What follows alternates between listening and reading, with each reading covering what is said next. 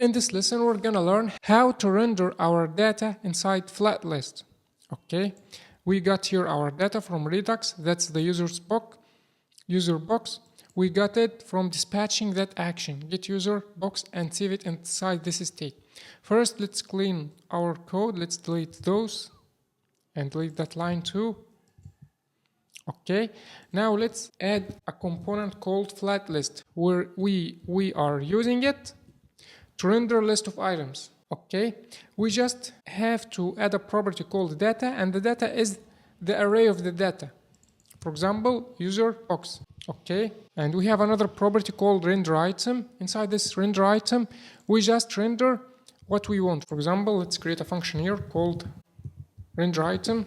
It takes item and return whatever we want. For example, let's just return a text and add item dot.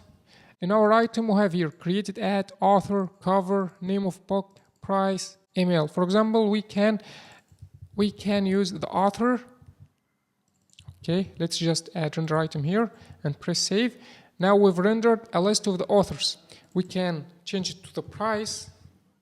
Now we've rendered the price. I have created a book component. If you see here inside our components, you can get the source code from the link in the description. So now let's use that book component. Let's, instead of render a text, let's render a book. Let's just import it. Don't forget to import it from the path and just add his property. And his property was the author is gonna be item.author. Okay, if you see here, we can get it from here. Image URL, we have here a property called cover URL. It's gonna be item.cover.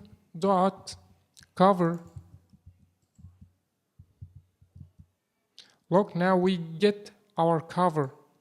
Let's add a TypeScript to that item. So it's gonna make it easy for us. So let's add a type called book item equals to that type that we have here. We have author, cover, name of book. That's name of book is a string. Author is also string. Cover is a string too. What we have to price is also string. It's not a number, it's a string. Okay, so now let's add our book item to that function. To add a TypeScript to it, we just need to import list render item from React Native. We can import it from React Native and just add book item like that. Great, isn't it? Now we've handled our TypeScript, but we just need to add something like name of book equals to item dot the name of book. Look here, TypeScript is helping us because it gives us the keys that we put here to use it. Now name of book equals to item dot name of book. Finally, we have the price. Yes, the price. Let's add the price equals to item dot price. Let's press save. Let's just format our code. TypeScript is complaining about that price because it say the price is number, not string, but it's come from the backend as a string. So let's fix it in our book component. In our book component, let's make the price is string. Let's press save. We have another complaint from TypeScript. It says category color is missing. Let's add something like category color equals to that color, Redux color. It's not the best color, but it's a Redux tutorial, so let's use the Redux color. Okay.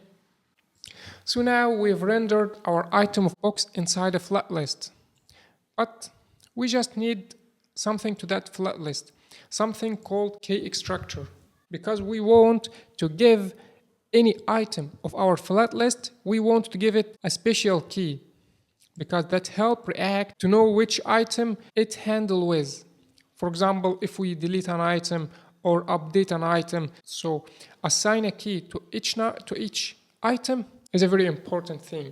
Okay, so now to add a key structure, let's add this function key structure. We just take two parameters, the item parameter and index. And since we're not gonna use the item, so let's make it like that. And the key is gonna be index.toString. Let's press save. Now we are done. We have got our data from global state, this user's book from our reducer, from our global state, and we've rendered it inside a flat list.